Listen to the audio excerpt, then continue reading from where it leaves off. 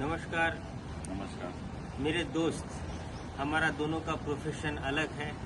Sir doctor है, पर हमारी हॉबी दोनों की सेम है, स्विमिंग की। कई मेरे मित्र हैं, उनको पाइल्स का मूलव्याध का तकलीफ है, तो उनको पता है सर मेरे दोस्त है, तो मित्र पूछते हैं डॉक्टर सर को आप पूछिए कि ये इसका इलाज क्या है, क्या प्रिकॉशन लेना चाहिए, सब बातें हैं। तो मैंने सोचा मेरे व्यूअर्स सभी तक ये बात पहुँचे तो अच्छा है। तो सर अपना परिचय एक बार खुद देंगे, फिर जो मेरे छोटे मोटे 2-3 सवाल हैं वो मैं सर से करूँगा और सर को जो लगता है वो आपको बताएंगे। सर जी, आपका परिचय मेरे सभी व्यूअर्स को दीजिए। नमस्कार, मेरा नाम है भालचंद्र कुलकर्णी। मेरा उम्र है 62 साल। मैं नासिक में करीबन 91 से सर्जिकल प्रैक्टिस करता हूँ। ओरिजिनली मैं मुंबई का हूँ और KEM hospital GS medical college, वहाँ से मेरी ट्रेनिंग हुई है। पिछले करीबन 35 साल से मैं यहाँ पे सर्जरीज कर रहा हूँ नासिक में, प्राइवेट में। ओके। कुछ साल मैंने हाल ही में कुछ साल में मेडिकल कॉलेज में प्रोफेसर जैसे रोल भी मैंने किया है 4 साल में। अभी वहाँ से रिटायर हो गया। तो कहने की बात यह है कि मेरा मेन काम है मूलव्याध, और ये काम मैं करीबन 25 साल से कर रहा हूँ। और इस पे मेरा जो अनुभव है वो मैं आपके साथ शेयर करना चाहता हूँ। एक सीधी सी बात है कि मूलव्याध यानी उस पर कन्फ्यूजन बहुत रहता है पेशेंट को। संडास की जगह पे जो बीमारी होती है उसको आमतौर पे लोग मूलव्याध बोलते हैं। अच्छा। अब मूलव्याध में अलग अलग बीमारी रह सकती है। एग्जाम्पल देता हूँ, फिशर यानी चीरा पड़ गया। ओके। फिर खून गिरने वाली मूलव्याध, इंटरनल पाइल्स।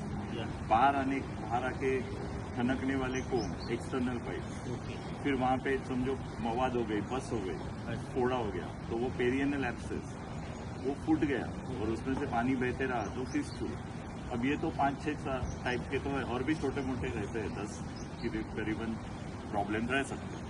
लेकिन कंफ्यूजन पेशेंट का क्या होता है कि वो देखता है कि मुझे मूलव्याध है, आपको मूलव्याध है, इनको मूलव्याध है, अलग अलग बीमारी है, लेकिन बोलता है इसका तो ऑपरेशन भी नहीं हुआ, इसके 4 ऑपरेशन हुए और मेरा लेजर से होगा। यानी उसको समझ नहीं रहा है कि बीमारी अलग है। बीमारी अलग है तो ट्रीटमेंट अलग ही होगी। तो क्वेश्चन ये कि कौन सी बीमारी है, ये समझने के लिए आपको एक्सपर्ट के पास जाना चाहिए। अब मेरे पास जब पेशेंट आता है, एवरेज मैं 10 या 15 पेशेंट में एक का ऑपरेशन करता हूँ, क्योंकि ज़्यादा करके पेशेंट रहते हैं फिशर, जिसको संडास की जगह में चीरा हो गया, और इसके लिए ऑपरेशन की कोई ज़रूरत नहीं है। उसके लिए सिर्फ डाइट एंड लाइफस्टाइल मॉडिफिकेशन की इससे हो जाने वाला है। तो ये this brings me to the next point, और वेरी मोस्ट इम्पॉर्टेंट पॉइंट, मेरा बहुत पैशन है इसके ऊपर। ये है कि मैं लोगों को समझा रहा हूँ कि तंतुमय आहार खाने से मूलव्याध नहीं होता। तंतुमय यानी फायबर वाले, high fibre diet prevents piles, और मैंने मराठी में उसका किया है की तंतुमय आहाराची शक्ती म्हणजेच मूलव्याधीपासून मुक्ती। अब इसका थोड़ा सा बैकग्राउंड में बोलूँ। अब मैं 25 साल से ये पेशेंट को एक सेकंड के लिए रोकता हूँ आपको। बढ़िया। जैसा आप तंतुमय फाइबर वाले बोले खाने का, तो वो थोड़ी 2-4 चीजें हमारे व्यूअर्स को आप बताओ। वही तो बोल हाँ, रहा हूँ। राइट। वही बोल रहा हूँ। देखिए, तंतुमय आहार और पाइल्स का जो कनेक्शन है वो मैं आपको एक्सप्लेन करना चाहता हूँ। जी। अब मेरा पर्सनल एक्सपीरियंस देखिए, मैं 25 साल से पेशेंट कर रहा हूँ, और मेरे पास पेशेंट क्यों आते हैं? क्योंकि उनको रिलीफ मिला है। आपको रिलीफ मिलता है, आप 2-4 लोग को बोलते हैं, वो मेरे पास आता है, उसको रिलीफ मिलता है, उसको वो आता है। अब ये रिलीफ मैंने कैसे दिया, ये मैंने खुद सोचा इसके बारे में। तो पहला तो मैंने कईयों को जुलाब के दवा दिए, क्रीमैफिन, लैक्सेटिव, वो तो टेम्पररी थे, कुछ दिन लिया उन्होंने, फिर बंद किए। कुछ लोगों का मैंने सर्जरी भी की। सर्जरी तो भूतकाल में गया ना, लेकिन वो मेंटेन कैसे हुआ पेशेंट, आज तक वो पेशेंट कैसे अच्छा रहा, तो उसको मैंने तंतुमय आहार का चार्ट दिला के उसके ऊपर मेहनत लिया कि भैया तेरे को तंतुमय आहार खाने का। तो मैथमेटिक्स देखिए, यदि पाइल्स का जो पेशेंट है उसको प्लस तंतुमय आहार इज इक्वल टू रिलीफ, तो नॉर्मल पेशेंट जैसे कि आप नॉर्मल है प्लस तंतुमय आहार is equal to no piles, prevention, जैसे कि वैक्सीन। तो आप समझ रहे हैं कि तंतुमय आहार खाने से पाइल्स का बीमारी होने का उम्मीद कम से कम 0 हो जाती है। सो नाउ नेक्स्ट पॉइंट कि तंतुमय क्या होता है। तो तंतुमय आहार है ना, रोज के खाने में हम जो खाते हैं वही आइटम, कुछ न्यूजीलैंड से मंगाने वाले आइटम नहीं है। राइट। तो आइटम मैंने डिवाइड किए पेशेंट को समझाने के लिए। पहला गट है पाले भाजी, ग्रीन लीफी वेजिटेबल, उसमें नाम भी बोल सकता हूँ, पालक, मेथी, चुका, चाकवत, तांदुल का, माठ, और आपको 10-15 नाम आपको मालूम है। तो हो गया ग्रीन लीफी वेजिटेबल। दूसरा मतलब है other vegetables, all vegetables qualify होते हैं, जैसे कि बैंगन, भेंडी, गवार, फरसबी, वालपापडी, शेवग्याची शेंग, सालीसकट बटाटा, सालीसकट वांग, एटसेट्रा। तीसरा आइटम है सलाड आइटम है। यहाँ कंफ्यूजन बहुत होता है पेशेंट में। देखिए, कांदा, टोमेटो और काकड़ी ये सलाड है, नहीं है ऐसा नहीं है, लेकिन ये तंतु में नहीं है, इसमें 95% पानी है। तो आप अगर कांदा, टोमेटो, काकड़ी सलाड खाते हैं और समझते हैं कि मैंने सलाड खाया, तंतु में खाया, तो आपका गलत है। तो आपको क्या चाहिए? तो सलाड में चाहिए गाजर, मूला, गोभी, बीट, एग्जाम्पल से जी। अब इसमें आप टेस्ट के लिए 25% तक टोमेटो, कांदा, काकड़ी डाल सकते हैं, लेकिन आपको बनाना है सलाड इन चीज़ों। और चौथा ग्रुप मैंने बताया है फ्रूट्स। अब फ्रूट्स में फ्रूट जूस जो होता है वो बिल्कुल लेना नहीं है। अगर आप जूस निकालते हैं तो जो चौथा गाड़ने में चौथा रहता है वो आप खाइए, जूस भिखारी को दीजिए। ये मैं सब मेरे पेशेंट को जो बोलता हूँ वो आपको बोलता हूँ। तो पेशेंट हंसता है ऑब्वियसली, सर क्या बोलते हैं। तो जूस लेना नहीं है। फ्रूट में छिलका और बी जहाँ पे खाने के जैसे अवेलेबल है, जैसे कि पेरू बेस्ट फ्रूट है, बी और हाँ अमरूद, चीकू छिलके के साथ, सालीसकट, सफरचंद, बी नहीं खाने का, चिक्कू छिलके के साथ, छिलके के साथ खा सकते हैं। हाँ, फिर वॉश करके धो के। बिल्कुल। आजकल क्या हुआ है, मार्केट में चिक्कू जो आते हैं ना वो छिलका बहुत थिक रहता है, हाँ। लेकिन हमारे बचपन से हम जो खा Organic, रहे हैं हाँ। वो बिल्कुल सॉफ्ट चिक्कू का छिलके में बहुत जो मजा है वो उसमें सिर्फ आजकल फाइबर लेकिन है वो क्या? नहीं मिल रहा है, बहुत ही फाइबर है। बहुत फिर और फ्रूट्स है डालिम, हाँ। क्या बोलते हैं हाँ। हिंदी में, कोमल। पोमोग्रेनेट, हिंदी में वर्ड में भूल गया। तो वो जो है वो आप खाएंगे तो उसका कोई लोग वो बीज का थूक हाँ, करते हाँ, हैं। वो मैं है। उनको बोलता हूँ राजे महाराजे, गिलने का, सही है। समझा। अब ये हो गया जो आइटम है, तंतुमय के जो आइटम है वो मैंने समझा, लेकिन क्वांटिटी इज इम्पोर्टेंट। आप थोड़ा थोड़ा खाएंगे तो नहीं चलेगा, आपको दिन में 3 कटोरी सुबह और 3 कटोरी शाम इतना खाने का। ओके। 3 सलाड। वाट्या सकाळी तंतुमय आहार कुछ भी ओके, खाइए, कोई 3 वाट्या संध्याकाळी।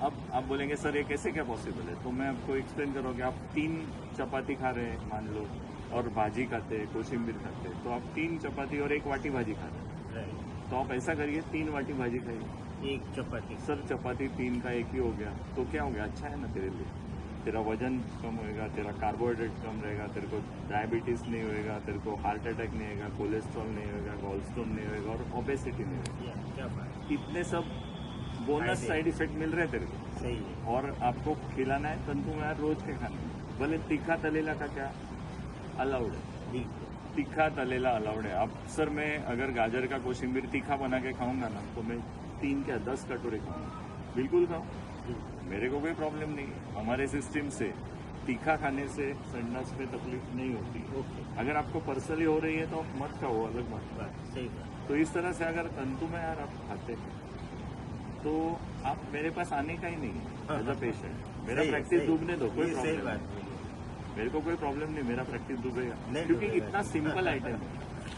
और छोटे से 2-4 पॉइंट बोल देता हूँ। बिल्कुल। ये हो गया तंतुमय आहार से संडास नरम होता है, लेकिन संडास कड़क क्यों होता है? हाँ, ये बता। तो आजकल अपने लाइफ में स्ट्रेस बहुत है, ओके। सबको स्ट्रेस रहता है, फाइनेंशियल स्ट्रेस सबसे ज़्यादा रहता है, फिर जॉब का रहता है, कोई तकलीफ देता है, घर में बीवी से झगड़ा होता है, पेरेंट्स बीमार रहते हैं, और कुछ कुछ जी। पर्सनालिटी क्लैश रहते हैं। तो हम लोग सब टेंशन में रहते हैं और भी स्ट्रेस के कारण रहते हैं। जैसे कि कोई फैमिली में बीमार हो गया, आपको रात भर नाइट ड्यूटी करना है, या आप खुद बीमार हो गए तो आप एंटीबायोटिक लेते हैं, पेन किलर लेते हैं, ऑर्थोपेडिक, डेंटल, बैक एक, कुछ ट्रीटमेंट हो गया। तो ये सब आइटम्स से इस सिचुएशन में आपकी संडास कड़क हो सकती है, ये याद रखना। तो इसलिए आपको वो बचना है उससे। पानी ज़्यादा पीना है। अब पानी के बारे में भी कोई बोलता नहीं। आजकल बहुत लोग एसी में बैठ के काम करते हैं, काफ़ी कंप्यूटर वाले, लेकिन for every 1 hour of AC you need 1 glass of water. ये आपको कोई बोलेगा नहीं, सही बात है एकदम। उसका रीज़न ऐसा है कि आप एसी देखते हैं, रूम में एसी है, बाहर यूनिट है, वहाँ से पानी गिरते रहता है। वो क्यों गिरता है? क्योंकि रूम के वाटर वेपर खींच लेता है एसी मशीन और ड्राई करके ठंडा करता है। तो इक्विलिब्रियम नाम की चीज़ है निसर्ग में। ओके, इक्विलिब्रियम रूम की वाटर एयर क्या बोलती है, बॉडी है अंदर, उससे पानी खींचती है। ओके, अपने बॉडी से पानी रूम की हवा खींचती है, ठीक है, नो प्रॉब्लम। बॉडी में भी इक्विलिब्रियम है, बॉडी में मेंदू रहता है। हाँ। वो संडास की जगह को बोलता है बाहर जाने वाले संडास में से पानी खींच ले, ओके, तो पानी का बैलेंस कर लेता है।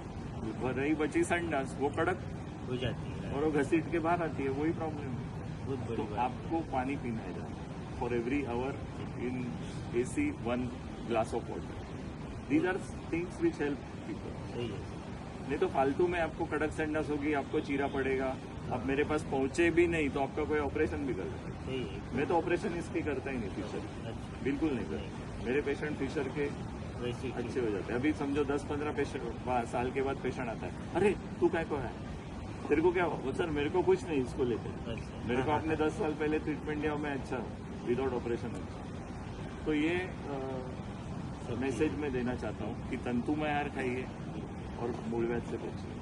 थैंक यू सर, बहुत अच्छी इन्फॉर्मेशन दिया है।